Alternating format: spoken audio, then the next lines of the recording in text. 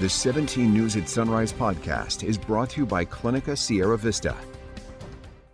Welcome back to the 17 News at Sunrise podcast, where we share your news on your schedule. Working in the spirit of the Golden Empire, this is 17 News at Sunrise. And good morning here at 5 a.m. Thanks for waking up with us. I'm Maddie Jansen alongside Alex Fisher. Terrifying moments during a mass shooting over the weekend at the Lone Oak Lounge in Northwest Bakersfield. Police say 4 people were shot at the bar on Rosedale Highway at about 10:45 Saturday night. Video shows someone inside the lounge ducking under a table as bullets fly through the air. Emergency crews rushed 3 people to the hospital. Deputies say 1 person refused medical aid and everyone is expected to survive. According to police, the gunfire erupted after an argument inside the bar. One witness tells 17 News a man was slammed onto a pool table before the shooting. Police have not released any information on who the shooter is. Meantime, a teenager is reportedly in custody this morning after escaping from juvenile hall in East Bakersfield. Deputies say he was serving a sentence for killing 2 people. Video shows the scene where he reportedly killed 2 people in late 2020 at the Fast Trip gas station on Niles Street and Fairfax Road.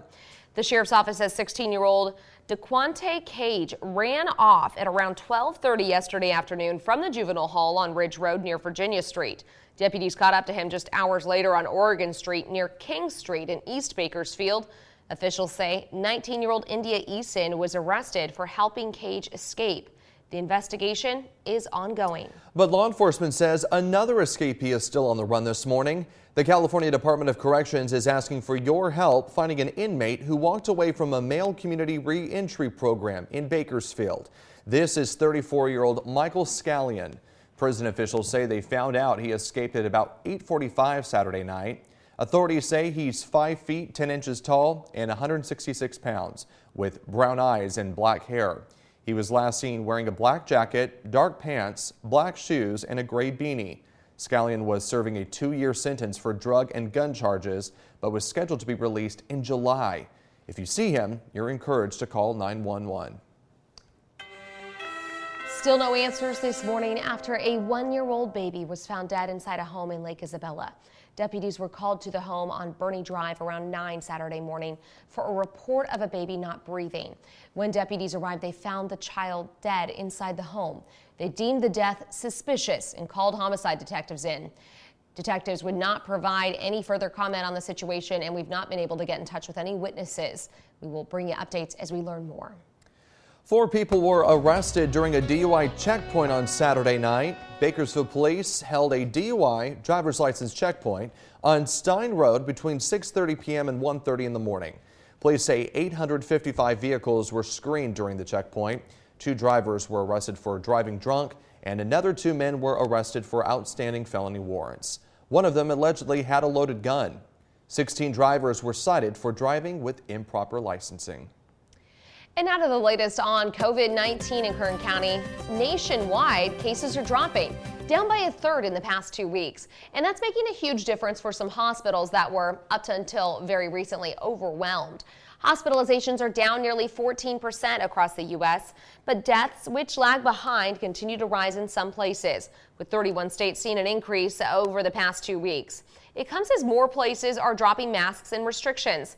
In Denver, the city's indoor mask mandate is set to expire this week. And in Orange County, Florida, the nation's 9th largest school district, says starting this week, COVID concerns can no longer be used as an excuse for missing school. Experts are still cautious, but encouraged. I'm more optimistic today than I have been at any point since the pandemic emerged. We have better tools, better defenses, better information, and better ability to make sure that COVID doesn't dominate our lives. We have the best chance to get and keep the upper hand against this virus. The Omicron variant now accounts for nearly 100% of all COVID cases in the U.S. While many parts of the country are seeing cases free fall, Kern County may be on the downward trend. We're just now seeing the average number of new cases dip below 2,000. That's pretty good news, but our hospitals are still overwhelmed. More than 300 people are in the hospital, and they've been in the hospital with the virus. That has been consistent over the past 2 weeks. Around 50 more have been fighting for their lives in the ICU. Data from public health sheds light on who is catching the virus and getting severely sick. 4 out of 5 people catching COVID-19 are unvaccinated, according to local health data.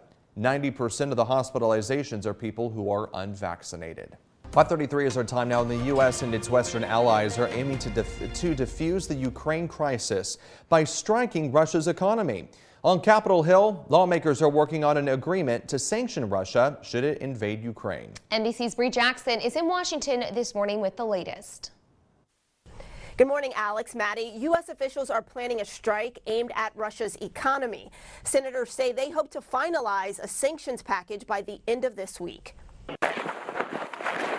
With more than 120,000 Russian troops amassed near Ukraine's border, the UN Security Council plans to put Moscow on the defense during an emergency meeting Monday. We're going to go in the room prepared to listen to them, but we're not going to be distracted by their propaganda. On Capitol Hill, lawmakers say they're nearing the 1-yard line on a bipartisan bill to sanction Russia. It's to include a variety of elements, massive sanctions against the most significant Russian banks, crippling to their economy.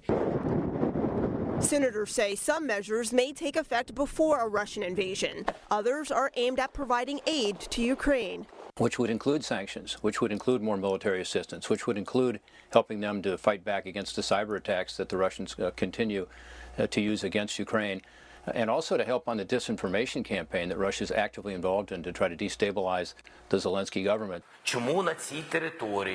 The Ukrainian president criticized the West for waiting to impose sanctions. Some lawmakers suggest that Ukraine's backing off its NATO aspirations could help. Any decision about the future of Ukraine will be made by Ukraine. It won't be made in Moscow or in Washington, in the European Union or in Belarus. Despite the escalating tensions, there's hope for a diplomatic path forward. Administration officials are planning to brief senators on Ukraine and the rising tensions with Russia on Thursday. In Washington, I'm Bree Jackson, 17 News. Making headlines around the nation, Chesley Christ, the 2019 winner of the Miss USA pageant and a correspondent for the entertainment news program Extra, has died at age 30.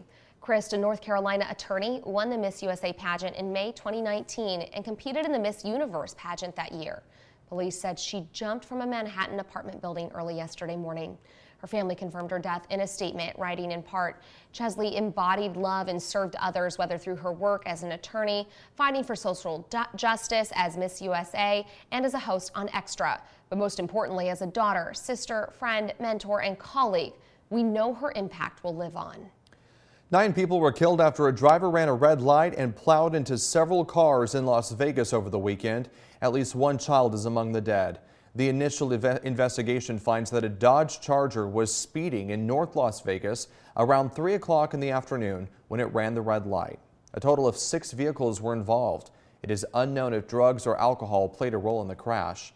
1 person is in critical condition. Several others suffered non-life-threatening injuries.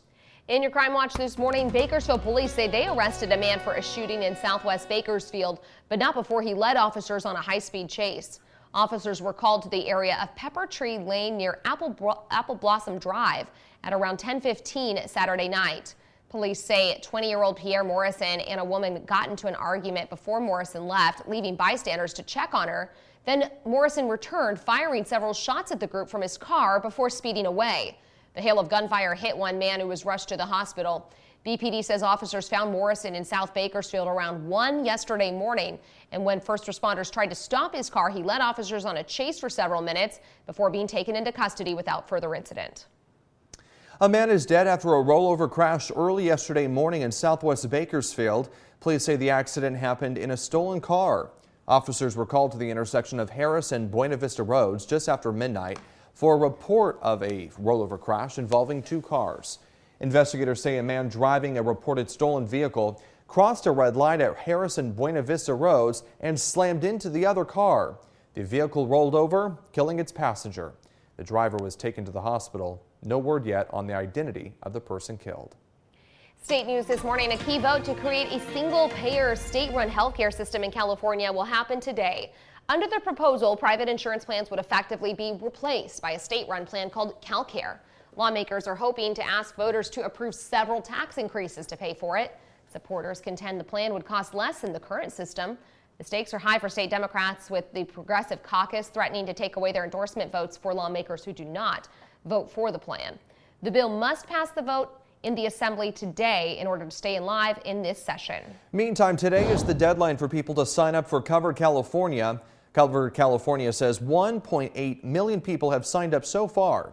They say this is a record-breaking number of enrollments for them, and it's being driven by the American Rescue Plan, which allowed Covered California to increase the amount of financial help they can provide, as well as lower premiums by hundreds of dollars for middle-income policyholders.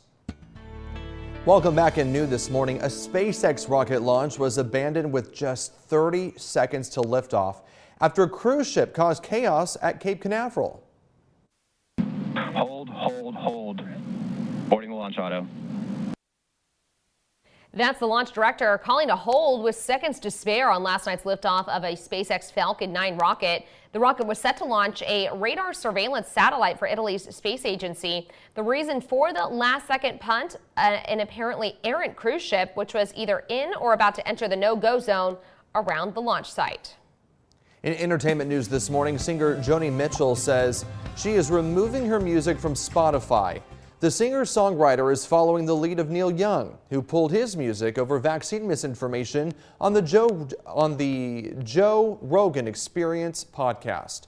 Mitchell posted a statement on her website saying she was standing in solidarity with Young and the global scientific and medical communities on the issue. She also shared a letter from health experts criticizing Rogan's podcast for what they said was a history of misinformation regarding the COVID-19 pandemic. And Spotify is now responding to backlash over misinformation on the Joe Rogan Show. The streaming service says it is adding content advisory to any podcast episodes that include discussions about the COVID-19 pandemic. The move came after Mitchell pulled her music from the platform. Spotify is also publicly posting its platform rules, developed by an internal team. The United States Olympic delegation has arrived in Beijing for the upcoming Winter Games. On Friday alone, the Chinese capital received nearly 1,500 athletes, officials, and other personnel for the Games. Customs officers at the airport have been working around the clock to help the athletes go through the entry procedures in the shortest time possible. With the Winter Olympics officially kicking off in just a few days, the Capital International Airport is expecting to handle over 1,000 Olympics-related inbound arrivals per day for the next 3 days.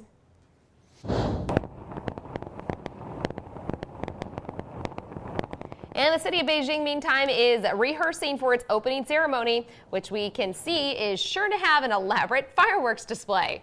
This is right above the National Stadium, also known as the Bird's Nest. You may remember it from the Beijing Summer Games in 2008. These Olympics will be held under extremely strict COVID protocols, with barely any spectators allowed to attend. Several countries, including the United States, are also not sending any government representatives as a form of diplomatic boycott against China. Opening ceremonies begin Friday morning right here on TV 17, bright and early. No, not even bright. Dark and early at 3:30 in the morning. And they will continue through what is usually our first hour of sunrise. So if you turn on thinking that's what you're going to see, you're going to catch this instead. We will join you around 6 a.m. sometime in that hour to wrap up everything that happened on the opening ceremony. And it's going to be a really neat, it's always neat to watch those live. You know, usually in the years past, we watched those ceremonies. They were taped, they were pre-recorded for us by the time it got to the West Coast. But to see it live, that's something that's... It is cool. It's always neat. But if you do not want to get up that early, you can just... we don't blame you. Either set your DVR or you can watch it in prime time. Working in the spirit of the Golden Empire, this is 17 News at Sunrise. The 17 News at Sunrise podcast is a production of KGET and Nexstar Media Group. For more on all of the headlines in today's show, head to kget.com.